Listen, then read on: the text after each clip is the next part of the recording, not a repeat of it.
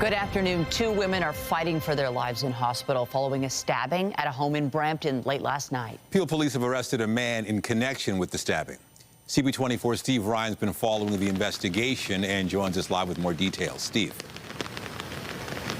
Yeah, Nathan and Michelle, Peel police tell us that it was just before 11 o'clock last night. They responded to a home in the area of Steeles Avenue and Highway 10 in Brampton. When they arrived on scene, they discovered the two females had been stabbed, both in a life-threatening condition, one in her 50s and the other in her 70s. Both were transported to hospital where they remain. Now, the suspect was not on scene. He had fled in a vehicle, and through some good police work, police were able to identify the vehicle, and the suspect is a short distance away. He was placed under arrest and is now facing 2 counts of attempted murder. Now, we did hear from Peel police just a short time ago here at the scene, and here's some of what they told us. Let's listen.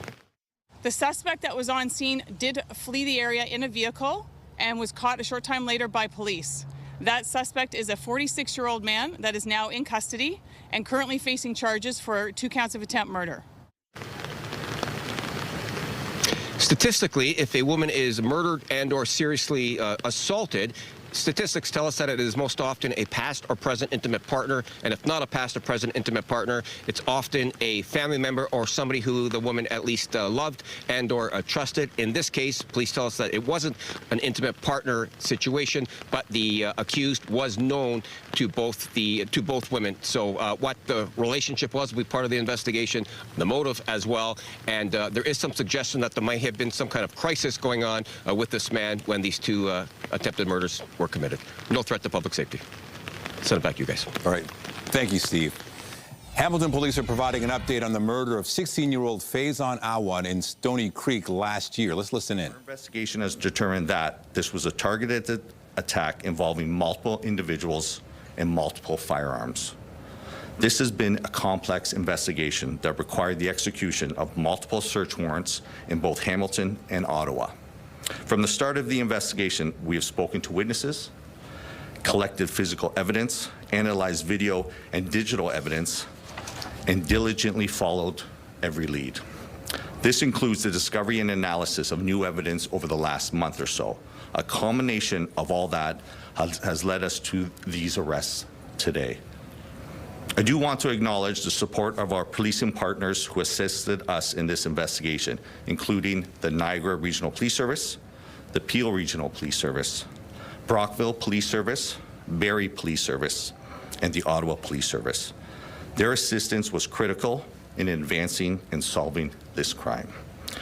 I also want to be clear, this investigation is not over. We believe there are additional individuals involved, and we are actively working to identify and locate anyone else who played a role in what happened that morning. And to Faison's family, our thoughts are with you.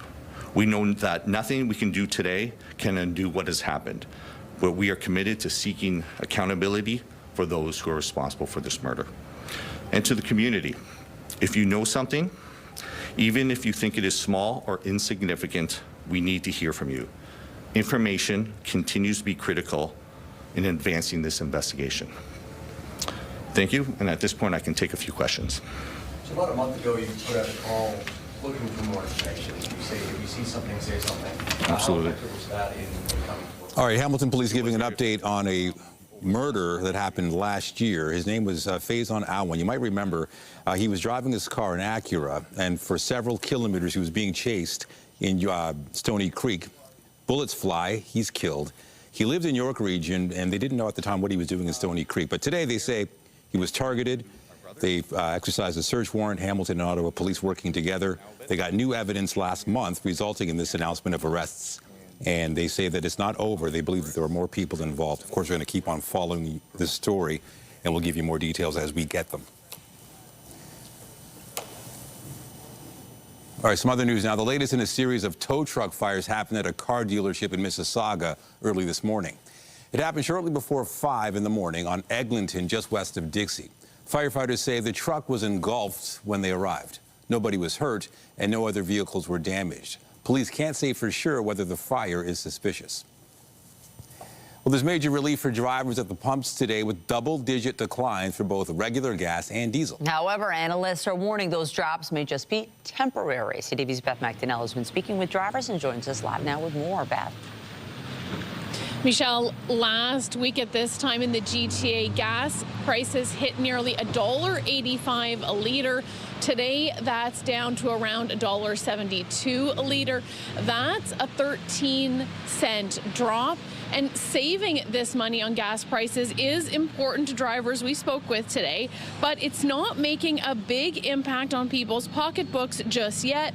The price is still a lot higher than it was at the end of February before the war with Iran started, and the Strait of Hormuz, that passageway for about 1/5 of the world's oil, became essentially shut. Some experts say this drop may not last because speculators and oil traders are not sure what's going on with the ceasefire. Well, when I hear what the gas number is going to be, that determines how much I fill. Before I used to fill up my gas, but now I cannot afford it. I do like a half. I was used to fill up my tank with the $60. Now it's costing around $80 to $100. It's good, but still not ideal, but at least it's something. I just put 50 bucks in. I didn't even get a full tank, and I've only got a little 4-cylinder. The drop you saw this morning as a sort of an early Christmas present, I would sort of grab that and run, because I don't know how long this is going to last. You can see Michelle, Nathan, over my shoulder. Gas has dropped here at the station I'm at on Shepherd Avenue near McCowan by about 2 cents in just the last few minutes. But again, this may not last. Experts say even if things stabilize, it could take about 2 months for things to start getting back to a more reasonable price that we saw previously. Reporting live, I'm Beth MacDonell. Back to you. Thank you, Beth. Ontario's Education Minister and Minister of Colleges, Universities, Research Excellence and Security are making an announcement right now as we speak in Oakville. Let's listen in live. We need a system that removes unnecessary barriers, focuses on real classroom experience, and ensures new teachers feel confident and ready from day one. And that is exactly the kind of work that Minister Quinn and his team have been leading. And we are focused on strengthening learning in every classroom while ensuring consistency, accountability, and confidence in our education system. Hands-on experience supported by strong mentorship is what helps future teachers succeed. New teachers who feel prepared are more likely to stay in the profession and make a lasting impact on students. And that's why I'm pleased to announce more supports for associate teachers, the experienced educators who mentor student teachers in their placements. To be clear, the changes and investments we are announcing are another example of redirecting resources to the classroom and listening to advice coming directly from teachers themselves. Our government is making significant investments to increase the amount of funding that goes towards associate teachers, the mentor teachers.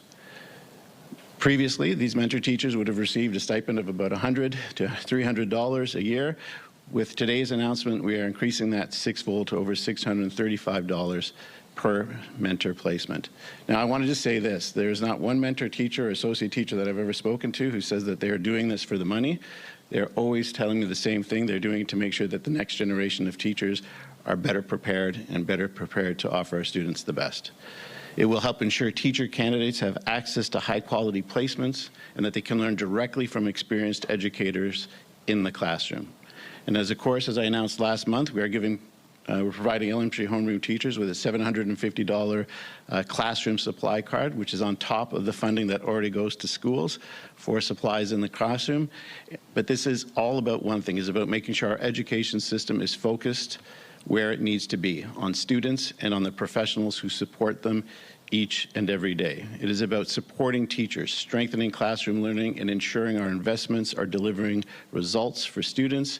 And it is about building a stronger education system that parents can have confidence in. With that, I am pleased to introduce my colleague, Minister Quinn, who will share more about today's announcement. Thank you. Good afternoon, everyone. Thank you, Minister Calandra, for that introduction, and thank you all for joining us here today. It's a pleasure to be here as we continue strengthening Ontario's world-class education system. As a very proud husband of a teacher and a father of 3 young children, I see firsthand every day the incredible impact Ontario's teachers have on our children. They inspire curiosity and set students on the path to successful, fulfilling careers. Every year, our world-class faculties of education train more than 12,000 future teachers, with nearly 4,800 new teacher candidates graduating every single year. And our government continues to take decisive action to strengthen that pipeline of highly skilled teachers for communities across the whole province. Last summer, we invested nearly $56 million to expand teaching seats at our incredible Bachelor of Education programs, training 2,600 more teachers by 2027. And as part of our historic $6.4 billion investment to the post-secondary sector, we're investing an additional $150 million into teaching education, funding 4,000 more seats and increasing per student funding by 27%.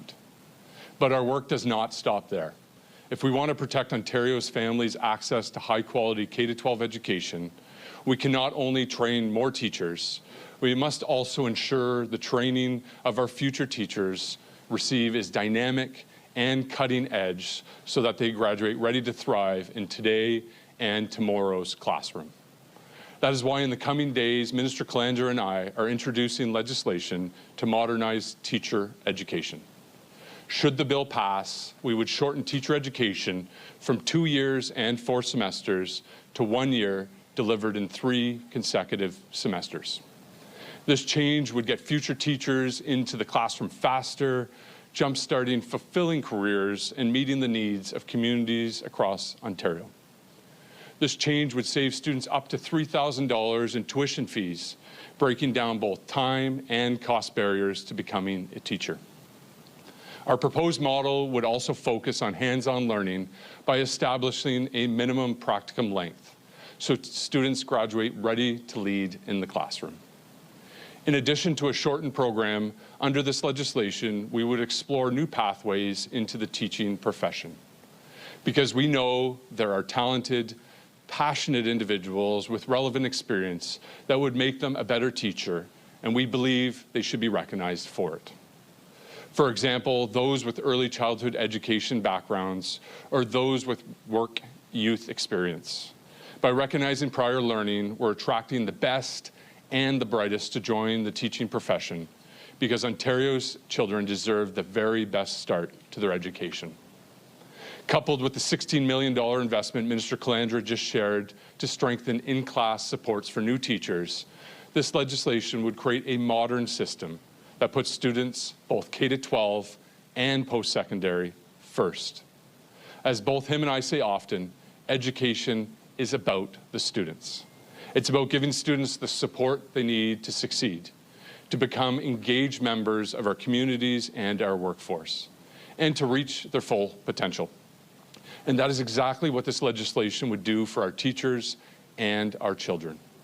With these changes, we would launch a more nimble and responsive teacher education pipeline that is ready to deliver an exceptional education no matter what our province may face. And when it comes to protecting Ontario, we must always be 3 steps ahead. Today's students are tomorrow's leaders, and our government will do whatever it takes to ensure their future is bright and the future of our province is bright. Thank you all for joining us here today. I'll take questions from the media. It will be 1 question, 1 follow-up. All right, you're listening to an announcement from the province introducing legislation to modernize teacher education. I think the big headline here is for those who want to become teachers. Once upon a time, you might remember, it took about a year of teachers college, then they went to 2 years. Well, now they are going back to 1 year program. They estimate this will save students up to $3,000 in tuition, and it's very clear they're trying to beef up the number of teachers in the pipeline. We will continue to follow this developing story, and we'll have more for you tonight at 6. To other news now, the TTC has promised to take action following another major subway disruption this morning. A hydraulic oil spill halted service from Ossington to Woodbine Station until 7:30 a.m.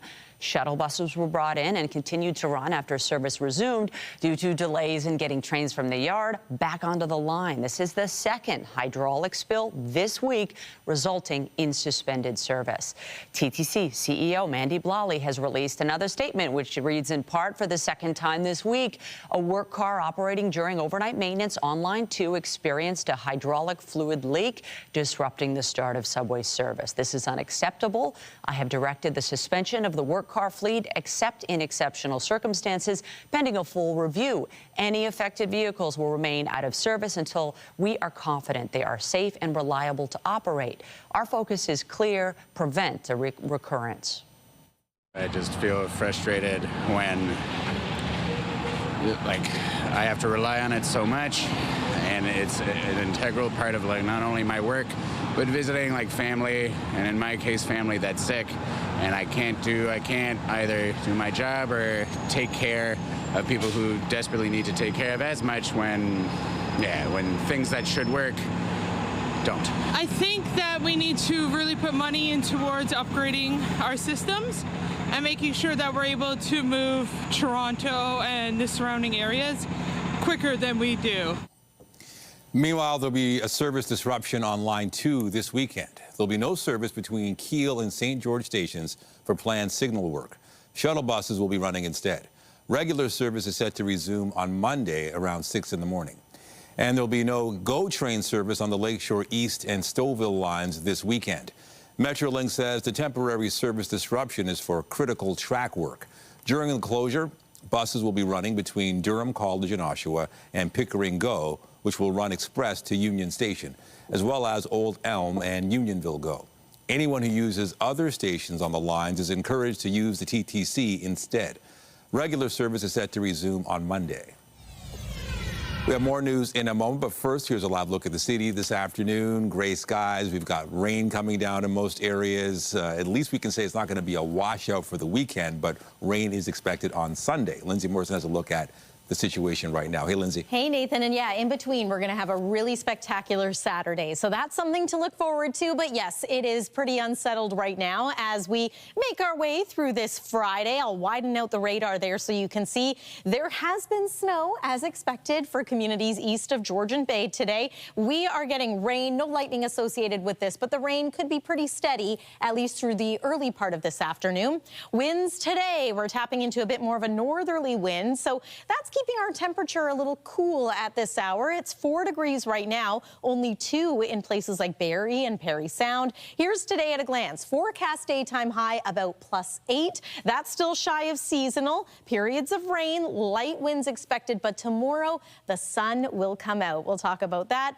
and the rest of your weekend forecast coming up. For now, though, Nathan, I'll send it back to you. Thank you, Lindsay. There are concerns about the fragile ceasefire between the U.S., Israel, and Iran ahead of planned peace talks between American and Iranian officials this weekend. The talks come as Israel and Hezbollah continue to trade fire in southern Lebanon. Overnight, Hezbollah says it targeted a town in northern Israel in response to what it calls a violation of the U.S.-Iran ceasefire agreement. It comes after Israeli airstrikes on Beirut killed more than 300 people Wednesday, according to Lebanon's health ministry. Both the U.S. and Israel claim Lebanon is not covered under the ceasefire agreement reached with Iran. Israeli Prime Minister Benjamin Netanyahu has agreed to hold direct negotiations with Lebanon's government, with those talks expected to start next week in Washington.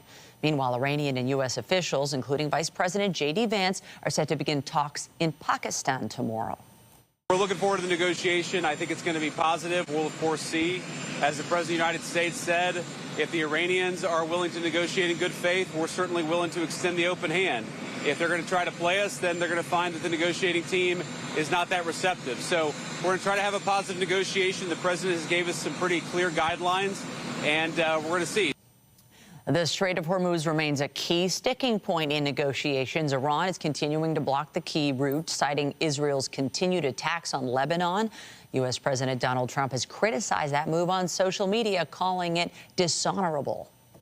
The federal Liberals are taking part in at day 2 of their national convention in Montreal.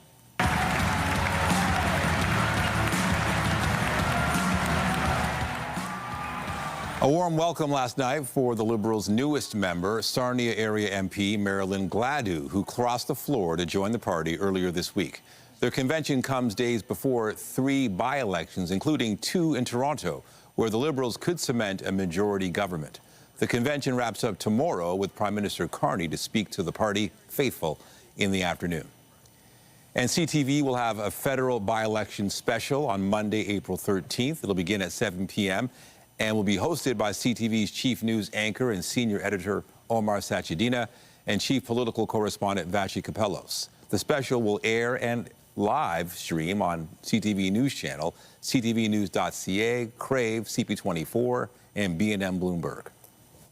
Statistics Canada says the labor market added 14,000 jobs in March. The job gains, mostly in line with economists' expectations. They represent a modest rebound from sharp losses in January and February. Canada's unemployment rate held steady at 6.7%. Today's data marks the Bank of Canada's last look at the labor market before making its next interest rate decision on April 29th.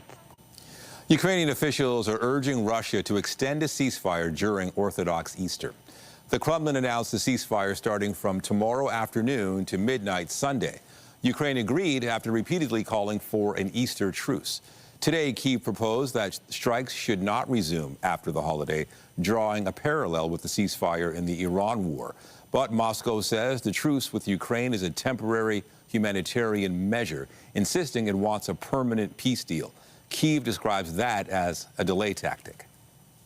The crew of the Artemis II mission are set to splash down in the Pacific Ocean tonight, bringing an end to their historic mission around the moon. Later today, the astronauts, including Canadian Jeremy Hansen, will reconfigure the cabin for re-entry and conduct a return trajectory correction burn. From that point on, the Orion capsule will be on track for a fiery re-entry before splashing down off the California coast. Now, here's an outline of the timeline for tonight's splashdown. Before entering the Earth's atmosphere, the capsule carrying the Artemis II crew will separate from the service module. That will happen 42 minutes before splashdown. 13 minutes before splashdown, the Orion capsule will enter the Earth's atmosphere at a speed of 40,000 kilometers per hour. Temperatures at the front of the capsule will reach 2,700 degrees Celsius. That's roughly half the temperature of the sun. Several sets of parachutes will deploy about 9 minutes prior to splashdown, which is scheduled to happen at 7 minutes after 8 p.m. Eastern Daylight Time. The chutes will then cut and the Orion capsule will right itself as the crew is then recovered. Well, there is lots to talk about when it comes to your weather forecast this weekend. As mentioned, Saturday is looking pretty good. Might be a little bit of fog in the morning, but otherwise mainly sunny skies and a high of 10. Let's talk about Sunday. We've got some wet weather in store, and this is a look at your runner's forecast. The Around the Bay road race is happening in Hamilton, and yes, it is possible that some showers could begin during the early part of that race, but some improvements come a little later in the day. Stay with us. We are going to take a look at next week's weather forecast. How do several days of 20 degrees sound to you? We'll talk all about that after this. The Princess Margaret Home Lottery early bird prize deadline is midnight tonight. You have until midnight to get your tickets for your chance to win this incredible prize, a lakefront cottage in Haliburton plus $50,000 cash, total value of $2.6 million. Joining me now is Ramona Oss with the Princess Margaret Cancer Foundation. And I love this prize. Everybody loves a cottage. That's right. Absolutely stunning. From the minute you walk in, you have wonderful lake views. Lake Haliburton, we're situated right here, lakefront, gorgeous dock. You can imagine yourself swimming in the summer, skating, certainly skating on the lake in the winter. 4 bedrooms, 3 baths, great entertaining space right here on the main level. Lower level, incredible rec room. We have a loft. You name it, we've got it right here at this cottage. You get your tickets before midnight. It's good for your chance to win this prize, but also all the other incredible prizes. That's right. We have over 11,000 prizes valued at more than $11 million, including our incredible grandest prize of all, valued at $8.5 million, comes with a Thornhill show home, which is absolutely beautiful. You said it's one of your favorites. It's one of my favorites. And $500,000 cash. cars, vacations, so much more. And best of all, you're supporting life-saving cancer research. And don't forget to add on that 50-50, which is my favorite prize. Yes, okay, and here we are. We have some exciting news. The jackpot is now over $5.5 million, and that means the winner takes home almost $2.8 million.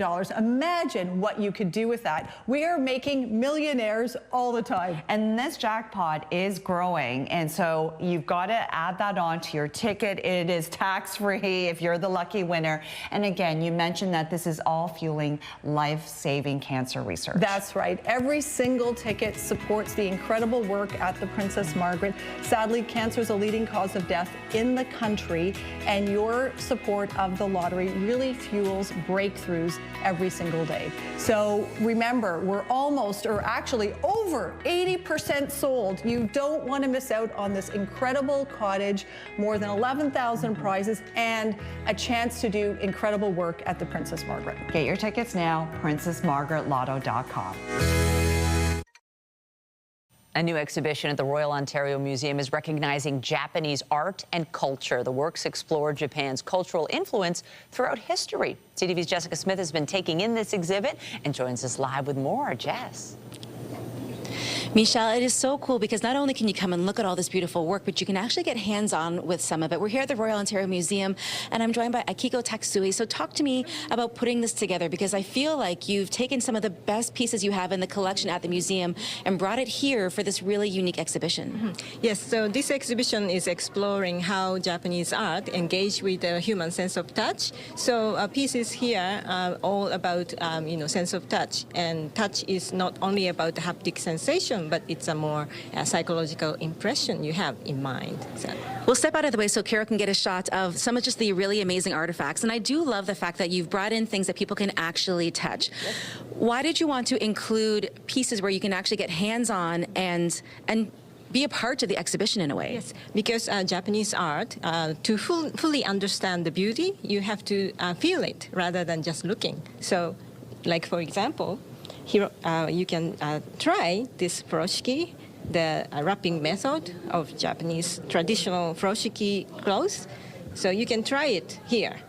And I'm not doing very well, but sorry. Listen, you did better than I did when we were practicing before we came on camera. Now, it's only been open for a couple of days. So what's the reaction been like so far? And what is it like for you to see all your hard work come together curating this exhibit? Yes, so the response has been so positive, and then I'm very happy to see and people engage with objects and then look at the beautiful objects. So I feel like because it's got so many different parts to it that you can touch and see and feel, it makes it really interactive. Was that part of the planning process when it comes to putting this together, that, you have school groups coming through, you've got people of every age and background coming through, that they can actually kind of immerse themselves into the exhibit and touch things? Yes, exactly. That is the original plan. And the goal of this exhibition is to, rediscover the sense of touch and bring it back to your everyday life, and then try the new way to appreciate art and objects in your life.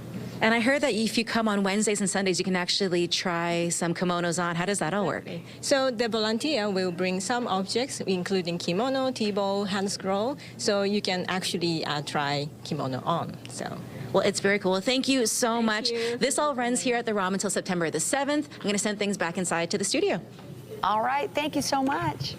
Appreciate it. Okay, it's Friday. Woo! Yay! I know it's rainy, it's wet, but is that dampening our spirits? No, the fact that it's Friday just makes you feel good automatically, and also knowing that gradually temperatures are going up. Yeah, I just keep reminding myself, April showers bring May flowers. They're coming, I promise they're coming, and so too is some warmer weather. We've been teasing that for a little while now, but yes, 20-degree temperatures are in the forecast for next week, and it's not just a one-off this time. We're going to be pretty consistently mild, with a couple of days reaching that 20-degree threshold. But yeah, we do have some wet weather to talk about too. Weather is brought to you by the Presler Law Firm Injury Lawyers. You don't pay unless they win. Simply taking another live look outside right now shows, yes, we've got raindrops on that camera lens. It is unsettled right across the GTA. And as you take a look at the satellite and radar, the areas that you see in yellow and orange, that's indicative of some heavier bands of rain. And we're now seeing that starting to inch closer to the downtown core of Toronto, Durham region, York region. You're getting a little bit of a drenching right now too. Similar situation in through Halton and Hamilton. No lightning associated with this, but yes, there has been some wet snow today in parts of Muskoka, now heading toward the Quebec border. However, weather advisories for that have come to an end. We say goodbye to that disturbance. Beautiful sunshine expected for your Saturday, but there's our Sunday weather maker. It's not expected to be a washout that day either, but we'll give you an idea of the timing of it in just a moment. And guess what? More in the way of rain as we make our way into the early part of next week. There's always a trade-off, isn't there, when we get some warmer conditions? This is about 6 p.m. tonight, so depending on where you're joining us from, you might even get some sunshine if that cloud cover can break up. We'll hold on to the chance of showers, but yes, the heavier rain does move out. Here's Saturday, a little bit of fog possible early on and then gorgeous sunshine through the afternoon. Sunday morning and certainly by midday, we're into some rounds of rain once again, or I should say showers, and we're not looking at a big drenching. However, we're going to monitor areas around Georgian Bay for a little more in the way of accumulating rainfall, if we can use that term. Here's a look at what's expected through Sunday. So again, Owen Sound, Barrie, Peterborough even. This is where the more significant rainfall will be. We might pick up about 10 millimeters in and around the GTA. Temperature-wise, it is 4 degrees this hour at Pearson Airport. Our expected high today is about 8, so we've got a little ways to go. Hopefully some clearing later this afternoon will help with that. Seasonal norm is now 11 degrees. So when we're talking about highs in the 20s next week, that means above seasonal all of a sudden. +1 is what we're forecasting for a low tonight, although some communities will slip back below freezing. 10 degrees is what we can expect for tomorrow. That is nice. And here is the 7-day forecast. 9 degrees for Sunday, but yes, unsettled. Monday, the first 20-degree day. You still need the umbrella that day. Slightly cooler, but near seasonal on Tuesday, with hopefully a little bit of a break from the shower activity. But we are back into that possibility for Wednesday and Thursday. Both of those days, highs around 20 degrees as well. And it's not just the daytime warmth. Look at these overnight lows. Those lows are what we typically expect for a high at this time of year. So nice little pattern change on the way. That's your look at the weather.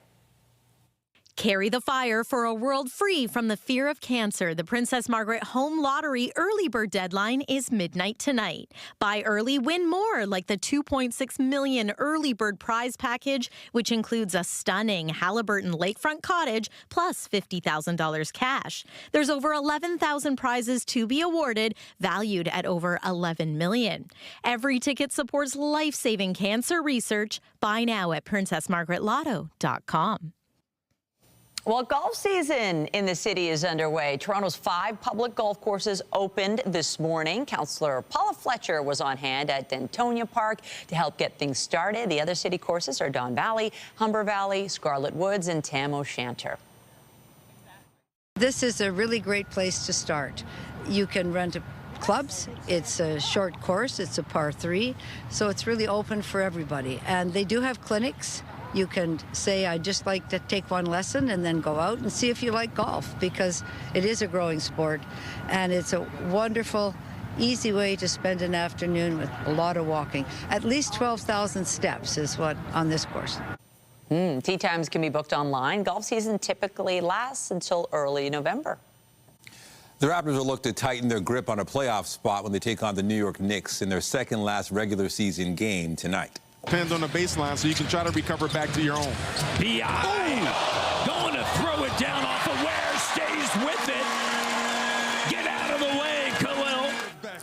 The Raps beat the Heat 128-114 last night, with Brandon Ingram scoring a season-high 38 points. The win pushed the Raptors into 5th place in the NBA's Eastern Conference and a step closer to clinching their first playoff appearance since 2022. Tip-off for tonight's game against the Knicks is set for just after 7:30 in New York. Single game tickets for the Toronto Tempo went on sale this morning. The team will play its first game, a preseason contest, April 29th. The Tempo has begun to fill out its inaugural roster, having selected 11 players in the WNBA's expansion draft. They will add to that on Monday when they select 4 players in the WNBA draft. Opening night of the league's regular season, mark your calendars, May 8th. The Blue Jays are down a few players, but can get back on track against the Minnesota Twins tonight. Runner goes from first. The throw down, and it bounces away. And Schneider is in to score. The team's coming off a 4-3 win over the LA Dodgers Wednesday afternoon. That win snapped a 6-game losing streak. First pitch for tonight's game against Minnesota is set for just after 7 at the Rogers Center. Still to come on CTV News at noon, taking a closer look at the Artemis II moon mission, which will come to completion tonight. We'll be bringing in CTV science and tech specialist Dan Riskin to break it all down for us. Stay with us.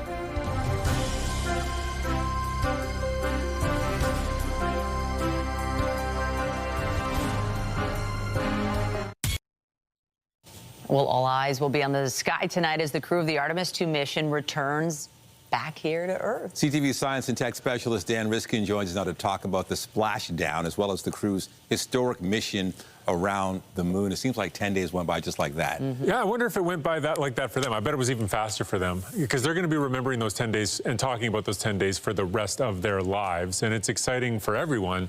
Yeah, I was listening to Chris Hadfield talk about this, and he said when you're in space, it's happening so fast you don't have time to process it. And it's often weeks and months later that you start to like unpack the emotional weight of what you went through. And so it's magic. 10 days, it is amazing. Re-entry is dangerous. Yeah. I mean, the crew has not hidden the fact that there's inherent risk to what they're doing. And they've definitely said that they've been thinking about this moment long before they ever took off. Let's talk about what's at stake here. What are the key factors we need to know? Yeah, I mean, I think I don't even have to articulate what the worst case scenario is, but this is dangerous. It all comes down to a heat shield. And so what's going to happen is in space at about 7:33, that Orion capsule is going to separate from the part that has the solar panels. And that is going to drift away and then burn up in the atmosphere. And the part that has the astronauts in it will now have its heat shield exposed. Now, that heat shield is very important. It's been protected against micrometeorites and all our micrometeoroids. It's been covered the whole time. It's going to finally be exposed to space, and now it's its time to shine. And as the spacecraft comes into the atmosphere, it's going to heat up just like that graphic, and it's going to heat up very hot, more than 2,700 degrees Celsius. And the big issue is that when they tested Artemis I with no one on board, the heat shield did not work the way it was supposed to. It broke off in chunks, and so it got way hotter than it was supposed to, and it was really, really unnerving. And that's the reason that there was a 1-year delay before they did this with people on board. Now, they have not changed the design of the heat shield. There hasn't been time, but they've changed the entry trajectory in a way that they think will put less stress on it and make it less hot. Basically, when it came in the first time for Artemis I, it did what's called a skip re-entry, where it came in hot and then bounced up into space again and then came down a second time. Wow. I know, which Apollo did not do, and they were very happy with this idea because it gives you more accuracy. But what they learned from Artemis I is that it gets air jammed into it when it's doing this, and then when it goes up to space, that air expands in the vacuum of space and breaks chunks off of the heat shield, which they didn't anticipate. They thought the air would all come off the side. So when they went back in for that second burn, there were chunks missing. And so that's why it was so dicey. With this one, they're going to come in, they're going to do something similar, but not a big skip the way they did the first time. So it's going to be a faster re-entry with less of a dramatic rise. This trajectory has not been tested. And so on paper, it looks perfect. The math is all right, or they hope it is.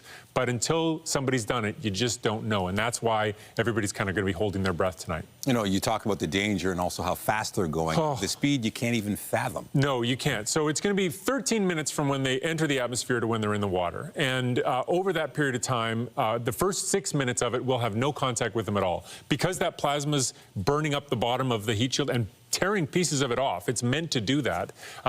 There's going to be no way to talk to those astronauts. So for 6 minutes, it'll be that silence that we experienced when they were on the far side of the moon that was unnerving then. This will be much more unnerving.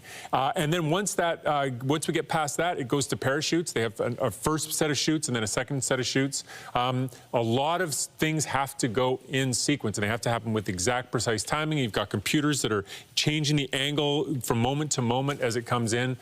There's just a lot that has to go right in a short period of time, and so it really comes down to tonight. It's very exciting. And more records will be broken with speed and such with this re-entry. It makes you wonder what's happening to them. They look like they're inside a tin can, and to be going that fast with that much heat, how do you even survive? Yeah, I mean, the big thing is they'll be experiencing about 3.9 Gs, so they'll weigh about 4 times as much as they're used to. Now, they'll be, lying down in they'll be wearing their suits, they'll be sitting in their chairs, and so they'll be ready for that. And then the other question is when they get out of that spacecraft and they experience just 1 G after experiencing 0 Gs for 10 days, that's not going to feel very good. And so it does always take a while for astronauts to recover from that. And so we'll see how steady they are on their feet as they come out of that spacecraft tonight and step onto what they call the front porch of the spacecraft before being taken away by helicopters. Incredible. Do they know precisely where they're going to land, or is it just a general idea? They haven't been very clear about how precise their estimates are, but the way NASA talks about it is there's a boat parked here and it's going to land in front of the boat.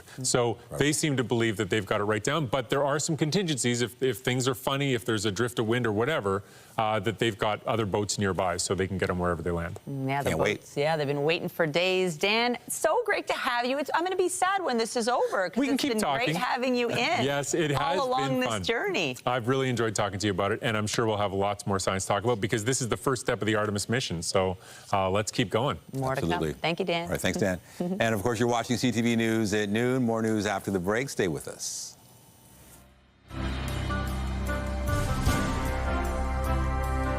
Get Toronto's top stories, breaking news alerts, and watch live. Download the CTV News app. The Tony Awards have named Pink to host this year's ceremony celebrating the best of Broadway. Wish me luck. Good luck. Right here. The Grammy Award-winning singer appeared in a video sharing the news and poked fun at the fact that she's never actually been on Broadway herself by sticking a toe on stage during a performance of The Great Gatsby. Defenders of Pink connections to the stage say, among other things, she did co-write songs that are performed in 2 current Broadway shows, Anne Juliet and Moulin Rouge. Still, Pink did take note of the possible pushback, writing on social media. When I was asked to host the Tony Awards, my first question was, don't you need to have been on Broadway for this? So I went ahead and fixed that, kind of. And now I'm hosting the Tony Awards. The Broadway community is the hardest working in showbiz. They show up every single night, sometimes twice, and make absolute magic. The Tonys are handed out June 7th. Coming up on CTV News, the art of the latte. We'll have more on a Markham barista who has been recognized globally for his skills. Stay with us.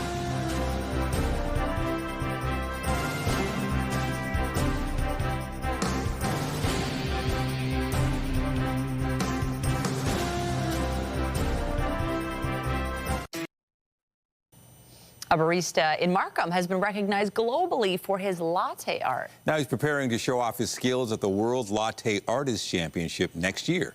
CTV's multimedia journalist Corey Baird got a first-hand look at his creations. For many, it's morning's top priority. Could I get a medium coffee black, please? How important is coffee in your daily routine? Oh, I don't wake up without the coffee. It's mandatory. I need it to survive. A function for some, art form for others. Latte art is a way for me to express art in another kind of way. This is Arthur Chu. He's a latte artist, and we aren't talking the paint-by-numbers variety either. His caffeinated creations have won him 2 Canadian Latte Art Championships. This foamy stag sealed his victory this year.